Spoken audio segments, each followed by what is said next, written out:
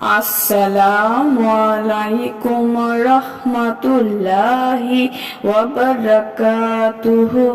সুপ্রিয় সম্মানিত দর্শক শ্রোতা, আশা করি মহান রব্বুল আলামিনের দয়ায় আপনারা সকলেই ভালো আছেন। সুপ্রিয় সম্মানিত দর্শক শ্রোতা, আজকে হযরত ফাতেমা রাদিয়াল্লাহু তাআলা আনহা থেকে একটি ঘটনা বর্ণনা করব। ঘটনার শিরোনাম হচ্ছে হাত কেটে দিতাম। সুপ্রিয় সম্মানিত দর্শক শ্রোতা, আপনাদের কাছে অনুরোধ থাকবে ঘটনাটি শেষ পর্যন্ত শোনার। মক্কা বিজয়ের সময় ফাতেমা নাম্নী একজন মহিলা চুরি করে ধরা খেল। রাসূল সাল্লাল্লাহু আলাইহি ওয়াসাল্লাম শরীয়তের হুকুম অনুযায়ী তার হাত কাটার নির্দেশ দিলেন।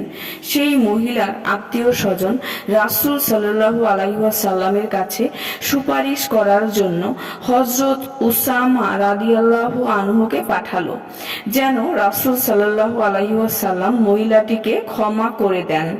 রাসূল সাল্লাল্লাহু আলাইহি ওয়াসাল্লাম তার সুপারিশ অপছন্দ করলেন। রাসূল সাল্লাল্লাহু আলাইহি ওয়াসাল্লাম তাকে বলেন, তুমি কি আমাকে আল্লাহর হুকুম পালন থেকে দূরে রাখতে চাও? রাসূল সাল্লাল্লাহু আলাইহি ওয়াসাল্লামের মুখে এই কথা শুনে হযরত উসামা ইবনে যায়েদ রাদিয়াল্লাহু আনহু কাঁপতে শুরু করেন। তিনি বলেন, হে আল্লাহর রাসূল, আমার পিতামাতা আপনার উপর কুরবান হোক। আমি মাগফিরাতের দোয়া চাই, আপনি আমার জন্য মাগফিরাতের দোয়া করুন। সন্ধ্যা বেলায় রাসূল সাল্লাল্লাহু আলাইহি ওয়াসাল্লাম খুতবা দেওয়ার জন্য দাঁড়ালেন। আল্লাহ তাআলার প্রশংসা করলেন। এরপর বললেন, আগেরকার মানুষ এভাবে ধ্বংস হয়েছিল যে যদি তাদের কোনো বড় বা সম্মানিত নেতা অপরাধ করত তারা ছেড়ে দিত, আর যখন কোনো অসহায় মানুষ চুরি করত তাদের উপর শরীয়তের হুকুম চাপিয়ে দিত।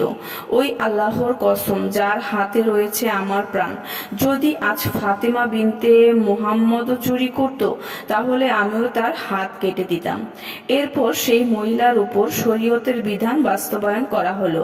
হাত কাটার পর তার জীবনে অনেক পরিবর্তন চলে এলো। সে খুব ভালোভাবে তওবা করে বাকি জীবন ইবাদত বন্দেগীতে কাটিয়ে দিয়েছেন। উল্লেখিত ঘটনা দ্বারা আমরা বুঝতে পারি হযরত ফাতেমা রাদিয়াল্লাহু আনহা ছিলেন রাসূল সাল্লাল্লাহু আলাইহি ওয়াসাল্লামের খুব প্রিয়। তিনি একথা বলেছেন, ফাতেমা যদি এই কাজ করত আমি তারও হাত কেটে দিতাম। রাসূল সাল্লাল্লাহু আলাইহি ওয়াসাল্লাম আমাদের বোঝাতে চেয়েছেন যে অপরাধী যতই নিকটাত্মীয় আর প্রিয় হোক না কেন, আল্লাহর হুকুমের ক্ষেত্রে সবাই সমান। সুপ্রিয় সম্মানিত দর্শক শ্রোতা, আজকের ঘটনাটি এই পর্যন্তই। ঘটনাটি যদি ভালো লেগে থাকে অবশ্যই চ্যানেলটি সাবস্ক্রাইব করবেন, লাইক করবেন, কমেন্ট করবেন এবং বেশি বেশি শেয়ার করে দিবেন। সবাই ভালো থাকবেন। আল্লাহ হাফেজ।